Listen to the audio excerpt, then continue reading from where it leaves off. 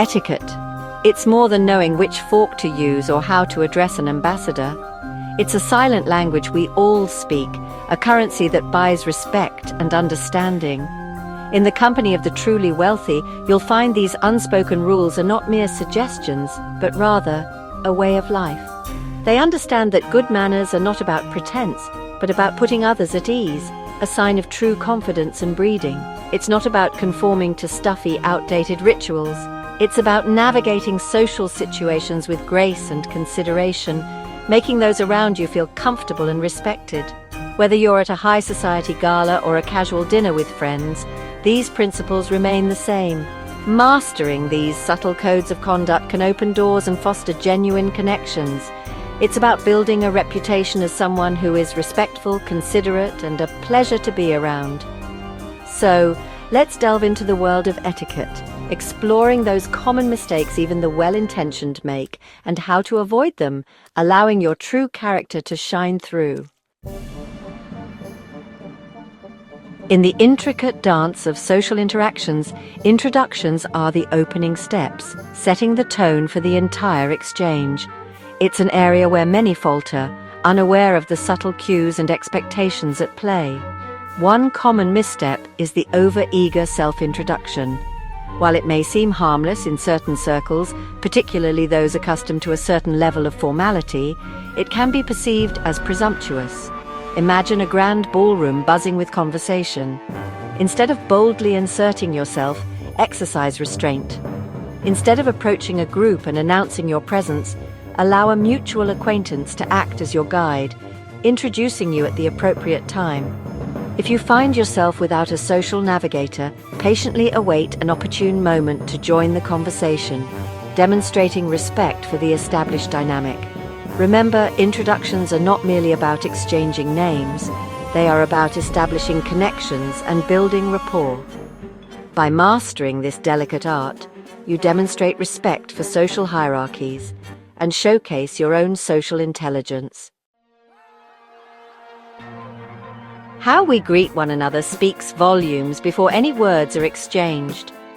It's the initial handshake, the first smile, the introductory phrase that sets the stage for the interaction to follow. In this realm of first impressions, the well-intentioned often stumble with the phrase, "Nice to meet you." While seemingly innocuous, this common greeting can inadvertently convey a sense of assumption. It presumes that the pleasure of the meeting is mutual, a notion that may not always hold true. Instead, opt for the more refined and timeless, "How do you do?" This classic greeting avoids any premature pronouncements of enjoyment and conveys a respectful acknowledgement of the other person's presence. Another elegant alternative is the simple yet effective, "It's a pleasure." This concise phrase conveys your delight at the encounter without appearing overly familiar. Remember, a graceful greeting is a sign of respect and sets a tone of sophistication for any interaction. Expressing gratitude is, of course, essential. However, like any form of communication, it requires a delicate touch, a sense of balance and sincerity. Overusing expressions of thanks, particularly in formal settings, can dilute their impact and even create an impression of insecurity. Imagine, for instance, a perfectly orchestrated dinner party. The host has gone to great lengths to create a memorable evening. While genuine appreciation is always welcome, showering the host with effusive thanks after every course or comment can become tiresome. Instead of a constant barrage of thank yous, a simple nod of the head, a warm smile, or a heartfelt "That was lovely" can convey your gratitude with equal sincerity. Remember, true elegance lies in understatement. Just as a sprinkle of spice enhances a dish, a measured expression of thanks speaks volumes. Section 5. The wine glass conundrum. A stemmed glass of wine. It seems simple enough, doesn't it? Yet this elegant vessel often becomes a stage for awkward fumbling and unintentional faux pas. The way you hold your glass communicates more than you might realize. The most common mistake, clutching the bowl of the glass. While it might feel natural, this grip not only leaves unsightly fingerprints on the pristine glass, but also warms your chilled wine, compromising its delicate flavors. Instead, Channel your inner sommelier and hold the glass by its stem. Use your thumb and first two fingers to gently pinch the stem near the base, allowing the bowl to rest delicately in your hand. This not only maintains the ideal temperature of your wine, but also exudes an air of sophistication and refinement. Remember, the way you handle your stemware is a subtle yet powerful indicator of your social grace. Section 6. The Unspoken Rules of Dining. Dining, at its core, is about more than just sustenance. It's a social ritual, an opportunity to connect and converse while breaking bread together. Yet even the most well-intentioned diners can unwittingly commit breaches of etiquette that detract from the experience. One common pitfall is being overly particular about food. While dietary restrictions and preferences are perfectly acceptable, launching into a litany of dislikes or making a spectacle of yourself with complicated requests casts a shadow over the meal. Remember, a gracious guest adapts to the situation.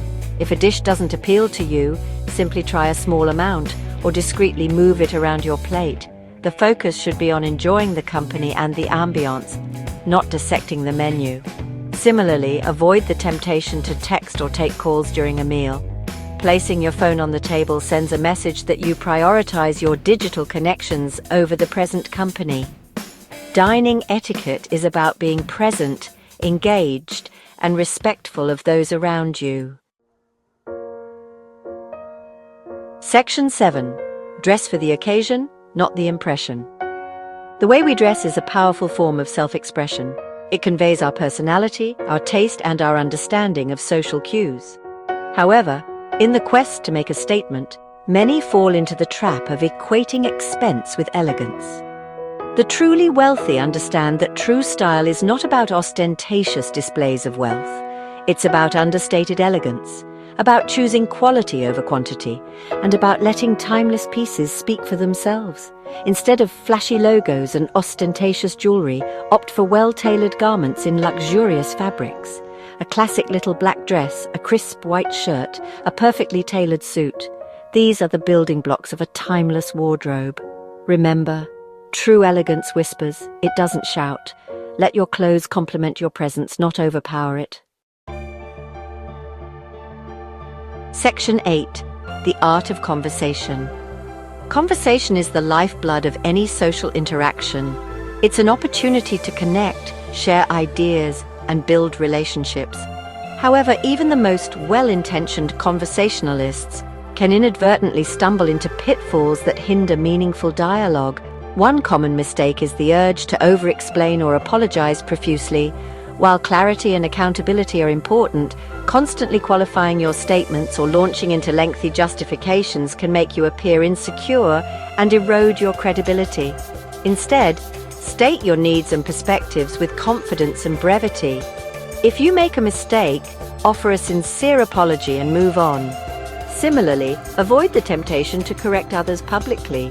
While factual accuracy is important, pointing out someone's error in front of others can be humiliating and damage the flow of conversation. Remember, conversation is a dance, not a debate. Listen attentively, engage thoughtfully, and strive to create a space where everyone feels heard and respected. Section 9. Etiquette, the cornerstone of social grace. In the tapestry of human interaction, etiquette serves as the invisible thread that binds us together. It's not about rigid rules or outdated customs. It's about navigating the complexities of social situations with grace, consideration, and respect. The truly wealthy, those who move effortlessly through the upper echelons of society, understand that good manners are not a sign of weakness but of strength. They recognize that etiquette is not about pretense, but about putting others at ease, creating an environment where genuine connections can flourish. By mastering these subtle codes of conduct, you equip yourself with the tools to navigate any social situation with confidence and poise. You demonstrate respect for yourself and others, leaving a lasting impression that extends far beyond the initial encounter. Remember, etiquette is not about conforming to outdated norms. It's about creating a more respectful, considerate, and ultimately more enjoyable world for everyone.